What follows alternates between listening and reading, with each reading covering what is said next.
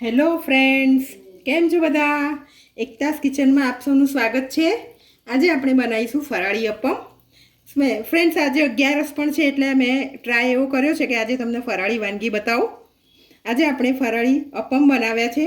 તે સિમ્પલ અપમ પણ ખવાય અને આવી રીતે ચાટમાં પણ તમે એ કરી શકો છો. એમાં આમલીની ચટણી અને દહીં અને આ બધું ઉપર મૂકીને ચાટ પણ બનાવી શકો છો આની ફરાળી. તો ચાલો આપણે એની રેસીપી જોઈ લઈએ. તો ચાલો આપણે જોઈ લઈએ ફરાળી અપમની રેસીપી. સૌ પ્રથમ બાઉલમાં આ સાબુદાણા મેં 4 કલાક પાણીમાં પલાળી રાખ્યા હતા.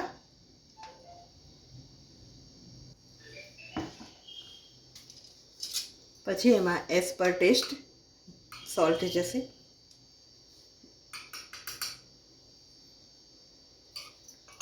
આદુ મરચાંની પેસ્ટ,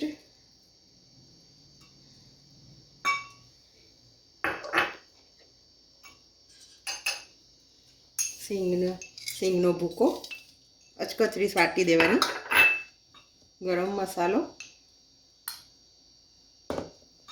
અને લીલા ધાણા.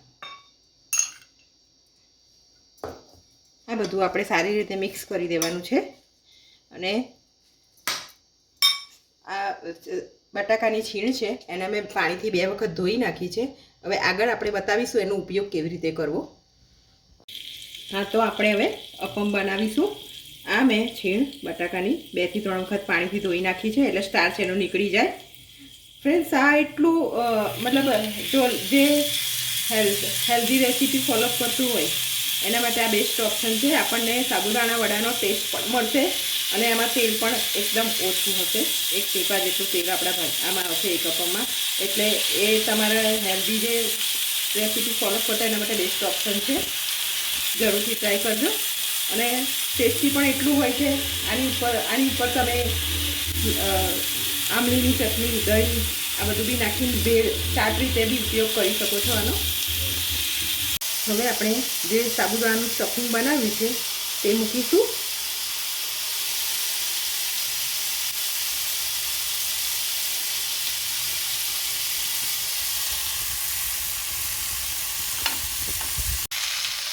હવે આપણે પાછું એની ઉપર પાછી છીણ મૂકવાની છે અને એને પછી થવા દઈશું. હવે આપણે એને 5 મિનિટ પછી ચેક કરીશું, પલટાઈ દઈશું એને. આપણા અપમ એક સાઈડથી ક્રિસ્પી થઈ ગયા છે. હવે આપણે એને બીજી બાજુથી ક્રિસ્પી થવા માટે 5 મિનિટનો રેસ્ટ આપીશું અને ઢાંકી દઈશું પાછું. હા, તો હવે આપણે આની જે ફરાળી પેટીસ બનાવી છે, ફરાળી બટાકાના વડા, તેને આપણે ચાટમાં બી થોડું ચાટનો બી વર્જન કરી શકાય આપણાથી, ચાટનું બી. એટલે આમાં આપણે દહીં એડ કરીશું.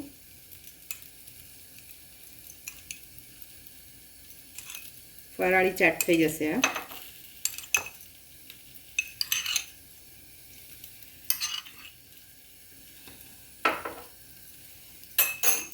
પછી આપણે આંબલીની ચટણી,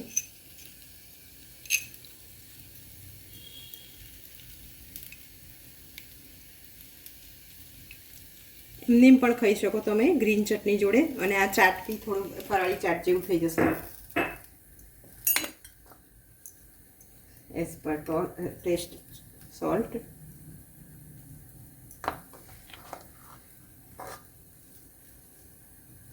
મરચાં પાવડર અને આપણે આની ઉપર ફરાળી ચેવડો મૂકીશું. સેવની જગ્યાએ આ ફરાળી ચાટ છે એટલે ફરાળી ચેવડો મૂકીશું.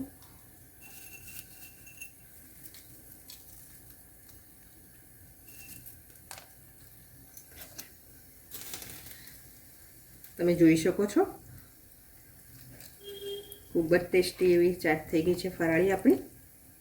ઉપવાસમાં બી આપણને ટેસ્ટી ખાવાનું મળે. જરૂરથી ટ્રાય કરજો ઘરે તમે અને મને જણાવજો કેવું થયું તે.